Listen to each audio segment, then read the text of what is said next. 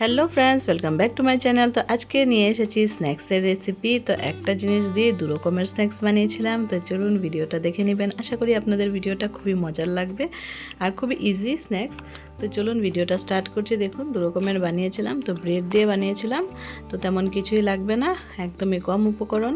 তো প্রথমে ব্রেডগুলোকে নিয়ে নিলাম, নিয়ে এবার ব্রেডের সাইডগুলো কেটে নিচ্ছি। দেখুন এভাবে। তো সাইডগুলো না কাটলেও কোনো প্রবলেম নেই, সাইডগুলো কেটে দিচ্ছি আমি। আপনারা যদি চান সাইডগুলো রেখে দিতে পারেন, কোনো অসুবিধা নেই। তো সাইডগুলো সরিয়ে নিয়ে তারপর প্রথমে লম্বা লম্বা করে কেটে নেব, স্ট্রিপসের মতো বের করে নেব প্রথম। এই যে এখন এভাবে লম্বা লম্বা করে কেটে নেব।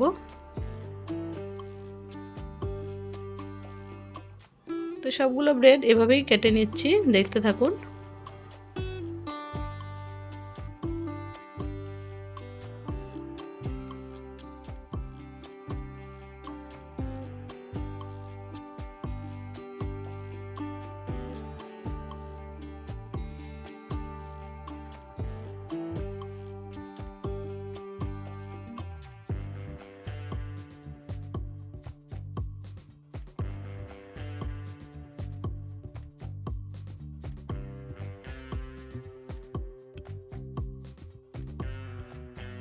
তো ব্রেডগুলোকে এভাবে কেটে নিয়েছি, দেখুন সুন্দর করে কেটে।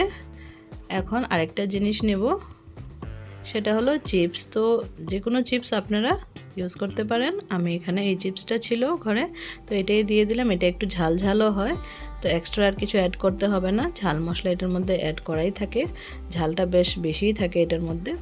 তো এখন প্রথমে আমি কি করলাম, চিপসগুলোকে নিয়ে গুঁড়ো করে নেব।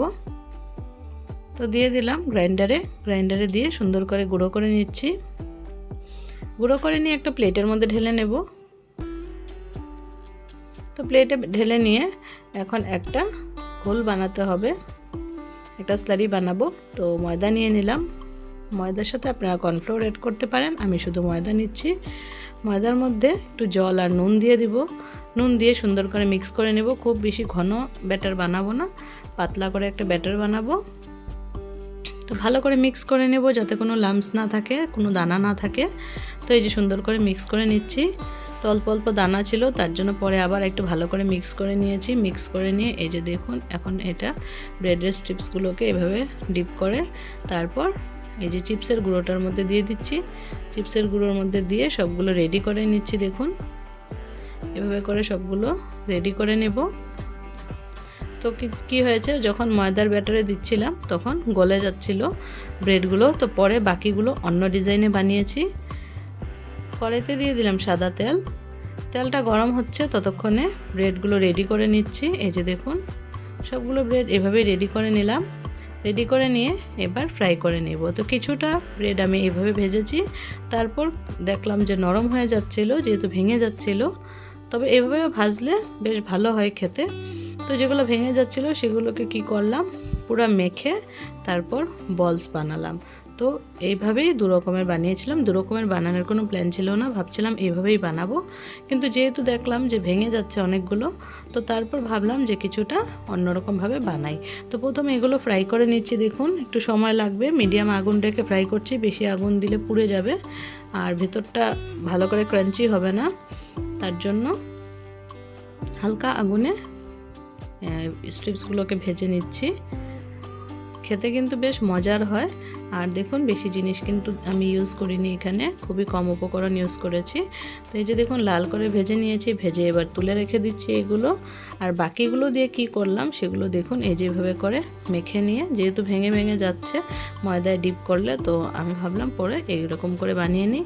তো যতটুকু ময়দার ব্যাটারটা ছিল সেটার মধ্যে ব্রেডগুলোকে দিয়ে তারপর চিপসের গুঁড়োটা দিয়ে সব কিছু একসাথে মেখে নিয়ে একটু নুন দিয়ে আর একটু মশলা অ্যাড করেছিলাম আমি, একটু গরম মশলা, একটু পনির মশলা, চিকেন মশলা, সব কিছু একটু অ্যাড করে নিয়েছি অল্প অল্প দিয়ে।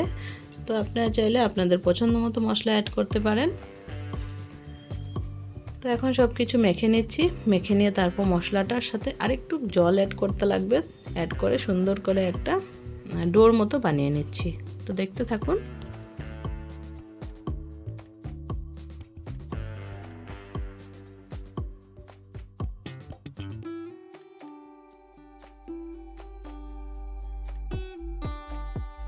তো এই যে মেখে নিলাম, তারপর কিছু মশলা অ্যাড করে দিয়ে তারপর একটু জল দিয়ে দিলাম, দিয়ে ভালো করে মেখে নিচ্ছি। আর যেগুলো স্ট্রিপসগুলো ভেজেছিলাম সেগুলো রেডি আছে, দেখুন সাইডে রেখেছি। এই যে একটু মশলা দিয়ে দিলাম, দিয়ে সুন্দর করে মেখে তারপর আরও কিছুটা চিপসের গুঁড়ো ছিল সেটার মধ্যে এইভাবে কোট করে নিয়েছি, বল বানিয়ে নিয়ে। তো প্রথমে বলগুলো বানিয়ে নিয়েছি, তারপর এভাবে কোট করে নিয়েছি, সুন্দর করে কোট করে নিয়ে তারপর ফ্রাই করে নিয়েছি। তবে একটা কথা কি মানে দেখলাম আমি যে বেশি বড় করে বলসগুলো বানালে ভিতরে বেশি ক্রাঞ্চি হয় না, ভিতরটা একটু কাঁচা থেকে যায়। তো আপনারা যদি এভাবে বলস করে বানান তাহলে বলসগুলো একটু ছোট ছোট বানাবেন, তখন কিন্তু খুব ভালো হয় খেতে। পরে আমি কিছুটা ছোট ছোট বল বানিয়েছিলাম, সেগুলো আর ভিডিওতে অ্যাড করিনি, কিন্তু আমি আপনাদের সাথে শেয়ার করে নিচ্ছি কথাটা যে মানে ছোট বলস বানালে বেশি ভালো হয়। তো যে তেলটা ছিল সেই তেলের মধ্যে বলসগুলো দিয়ে দিলাম। তো প্রথমে এই যে বড় করে বলসগুলো দিয়েছিলাম, খেতে খারাপ হয়নি, তবে ভিতরটা হালকা একটু মানে কাঁচা কাঁচা ছিল, মানে ভিতর অবধি কুক হয় না, জিনিসটা একটু একটু কাঁচা থেকে যায় যতই হালকা আগুনে কুক করা হোক। তার জন্য বললাম যে ছোট করে যদি ভাজা হয়, বলসগুলো ছোট ছোট করে দিলে খুব সুন্দর ক্রাঞ্চি হয় আর খেতে কিন্তু খুব বেশি টেস্ট হয়। আর লম্বা স্ট্রিপসগুলো তো একদম টেস্ট হয়ই হয়, তো লম্বাগুলো আপনারা বানাতে পারেন, এটা একদম 100% ক্রাঞ্চি হয়। আর বলসগুলো বানালে একটু ছোটো সাইজের বানাবেন, তখন কিন্তু খুব ভালো হয়। এই যে কয়েকটা একটু বেঁচে গেছিলো, ছোটো সাইজের বানিয়েছিলাম, তো ছোটোগুলো খেয়ে দেখলাম বেশি মজা হয়েছিল খেতে। তার জন্য কি করলাম, পরে আরেকটু ব্রেড বাকি ছিল, সেগুলো দিয়ে আমি ছোটো ছোটো বলস বানিয়েছি। দেখুন এখন সুন্দর করে হালকা আগুন দিয়ে একদম সিম করে রেখে আগুন, তারপর আমি এগুলো ফ্রাই করে নিচ্ছি। তো যেহেতু বলস সময় লাগবে তার জন্য আমি সিম করে ফ্রাই করছি। আর স্ট্রিপসগুলো সিম করে ফ্রাই করিনি, সিমের থেকে একটু বেশি আগুন মিডিয়াম আগুনে ফ্রাই করেছিলাম। তো এই যে দেখুন লাল লাল হয়ে গেছে, তো এবার এগুলোকে নামিয়ে নেব। তো দেখুন আমি সার্ভ করে নিয়েছি, খুবই চটজলদি হওয়া রেসিপি একটা শেয়ার করলাম আজকে আপনাদের সাথে। ইভিনিং স্ন্যাক্সে আপনারা এটা বানিয়ে খেতে পারেন। আর আপনাদের ভিডিওটা কেমন লাগলো আমাকে জানাবেন, যদি ভালো লেগে থাকে তাহলে প্লিজ লাইক কমেন্ট শেয়ার করে দিবেন। আর যারা চ্যানেলে নতুন বন্ধু আছেন প্লিজ চ্যানেলটাকে সাবস্ক্রাইব করে বেল আইকনটা প্রেস করে রাখবেন।